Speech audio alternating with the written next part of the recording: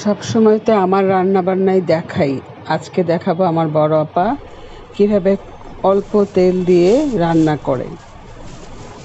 সেদিন রান্না করেছিল কচুরমুখী দিয়ে পাবদা আর ঝিঙা।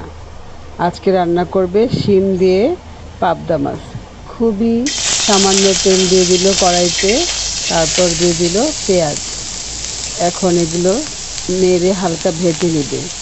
তেল এতই সামান্য যে পেঁয়াজগুলো কোনো রকম ভাজা যাচ্ছে, একদমই সামান্য তেল। আমি এত সামান্য তেল দিয়ে রান্না করতে পারি না, তাই ভাবলাম বড় আপার এই রান্নাটা আপনাদের সাথে শেয়ার করি।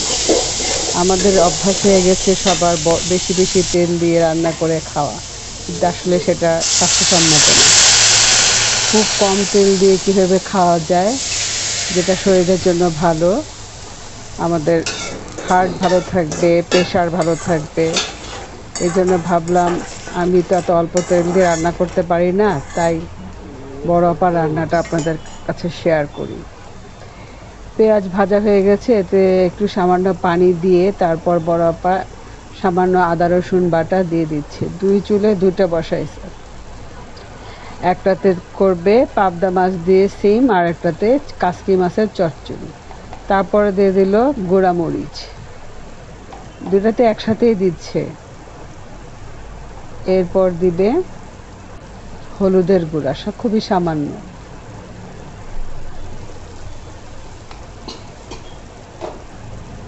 তারপরে দিয়ে দিল ধনিয়ার গুঁড়া,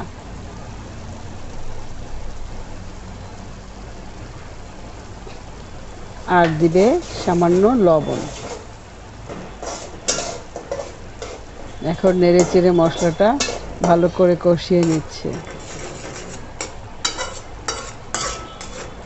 মশলাটা ভালো করে কষানো হয়ে গেলে তারপর এর মধ্যে দিয়ে দিবে কেটে রাখা সবজি। বড় আপা সবজি কষায় না, মাছও কষায় না, খুব সাধারণভাবে রান্না করে এখনই দিয়ে দিচ্ছে পানিটা। সবজিটা কিন্তু কষায়নি, পানি দিয়ে দিচ্ছে। এটার মধ্যে দিচ্ছে কাচকি মাছ, আর একটার মধ্যে দিয়েছে সিম। কাচকি মাছটাও একটু নেড়ে এখন এটার মধ্যে ঝোল দিয়ে দিবে।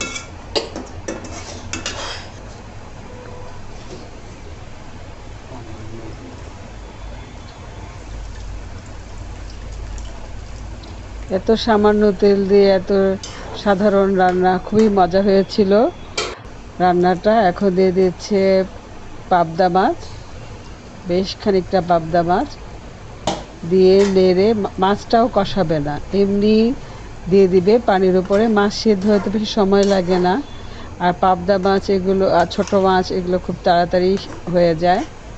মাছ রান্না করতে এমনি তো খুব কম সময়ই হয়ে যায়, বেশি সময় লাগে না। বাস এই তো, এখন নেড়ে চেড়ে একটু ঢেকে দিবে, ঢেকে কিছুক্ষণ রান্না করবে, হয়ে যাবে রান্না। মাছে কিন্তু খুবই সামান্য তেল দেওয়া হয়েছে, রান্না শেষে দেখবেন যে তেল ভেসে উঠেছে। এটা আসলে পাবদা মাছেরই তেল।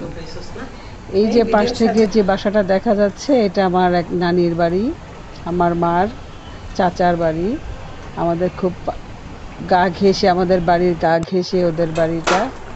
ছোটবেলায় খুব যেতাম ওই বাসায়, তাই জানলার ফাঁক থেকে একটু ক্যামেরায় ক্যাপচার করে নিলাম। ওইদিকে কাচকি মাছে বড় আপা টমেটো দিয়েছে, এখন একটু কাঁচামরিচও দিয়ে দিবে।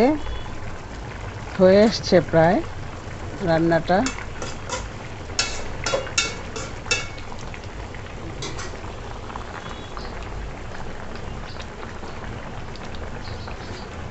এখানেও দিয়ে দিল কাঁচামরিচ।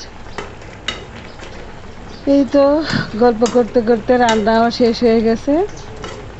এখন একটু পরে এটা নামিয়ে নেবে। তেল তরকারির মধ্যে কি পরিমাণ তেল ছেড়েছে, মনে হচ্ছে অনেক তেল দিয়ে রান্না হয়েছে, আসলে এগুলো মাছেরই তেল, মাছ থেকে তেল বেরিয়েছে। সামান্য একটু লবণও দিয়েছে, মনে হয়েছিল কম হবে। এখন দিয়ে দিচ্ছে ধনেপাতা, ধনেপাতা দিয়ে একটু রেখে তারপর নামিয়ে নেবে। মজাদার সিম দিয়ে পাবদা মাছের তরকারি। আমার কাছে তো খুব মজা লেগেছিল। একদম কম ঝাল তেল মশলা দিয়ে রান্না খেতে। আপনাদের কাছে যদি ভালো লাগে তাহলে আপনারা এভাবে একবার ট্রাই করে দেখবেন। খুবই সামান্য তেল দিয়েও যে রান্না করা যায়। শুধু তরকারির উপরে 1 ইঞ্চি তেল ভেসে থাকলে রান্না মজা হয় না। হয়ে গেল কাচকি মাছটাও।